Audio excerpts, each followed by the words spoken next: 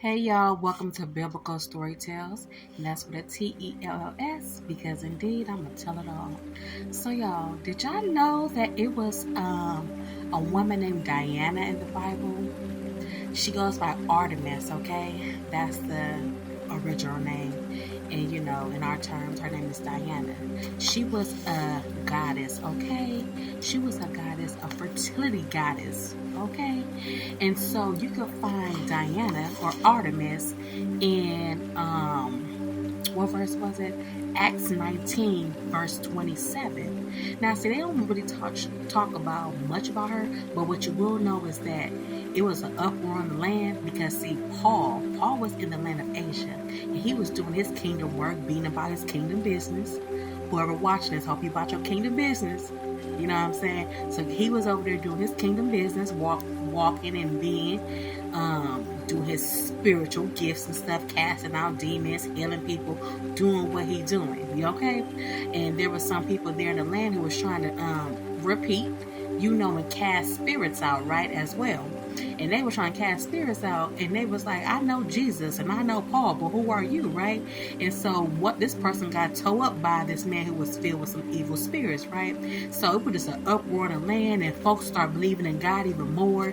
You know what I'm saying? Because they saw the power in Paul, because he was able to cast things out, and people was healed and renewed. So they saw the difference. They saw the hand of God on Paul. Then they saw, those who was trying to cast things out, and nothing didn't happen. So it was just an uproar, and people were just putting their faith into the Lord and doing all those things. Well, see, the craftsmen, the ones who create sculptures and idols and stuff, well, they was creating Diana, Artemis, right? They was having those sculptures of her, and they was losing business. So instead of men just keeping the 100, that people putting their faith in God and they want no more idols, because people was burning their stuff and basically repenting. So they was losing business. So instead of him just keeping the 100, he just tried to cause confusion and try to put all the blame on Paul and stuff. So it caused a whole uproar on the land and stuff like that. They were trying to get Paul and get him on out and stuff like that or whatnot. But pretty much it was all because of these idols that they was worshiping, these little sculptures.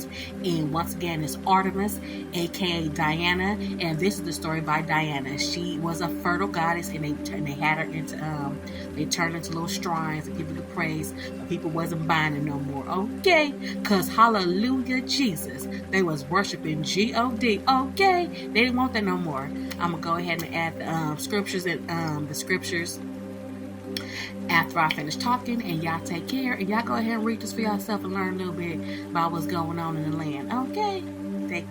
Who is the Artemis mentioned in the Bible? Published by GodQuestions.org.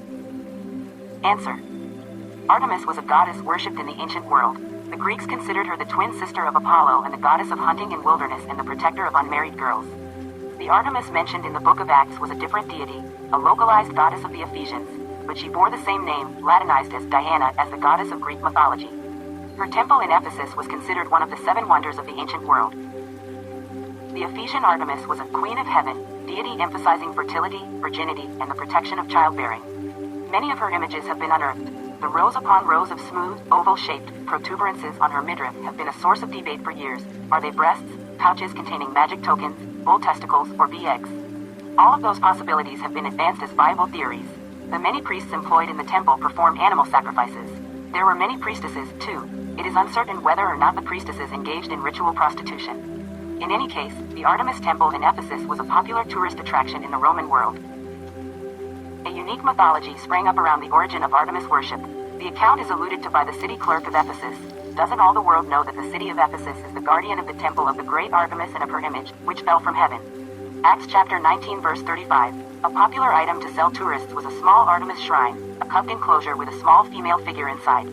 Worshippers were told they could take this shrine anywhere in the world and worship Artemis in front of her tiny shrine, and it would be just the same as worshiping her at the Ephesian temple.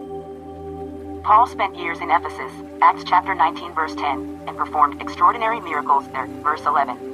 The gospel began to change lives, and a number who had practiced sorcery brought their scrolls together and burned them publicly. In this way the word of the Lord spread widely and grew in power, verses 19 to 20. As the gospel made inroads into territory claimed by Artemis, the stage was set for a confrontation with the spiritual forces of darkness. As the followers of Artemis noticed the difference Paul's preaching was having in their city, there arose a great disturbance about the way. Acts chapter 19 verse 23. A silversmith named Demetrius called a meeting of his guild and said, "You know, my friends, that we receive a good income from this business, selling Artemis shrines. And you see and hear how this fellow Paul has convinced and led astray large numbers of people here in Ephesus and in practically the whole province of Asia. He says that gods made by human hands are no gods at all. There is danger not only that our trade will lose its good name, but also that the temple of the great goddess Artemis will be discredited, and the goddess herself, who is worshipped throughout the province of Asia and the world, will be robbed of her divine majesty." Verses 25 to 27. In his speech, Demetrius paid lip service to the majesty of Artemis, but his real motivation was evident. He was losing business as people stopped buying his idolatrous trinkets.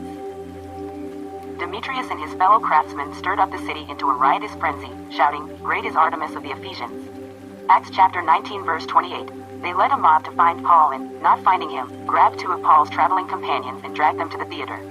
There the mob continued shouting the praise of Artemis for about 2 hours, verse 34.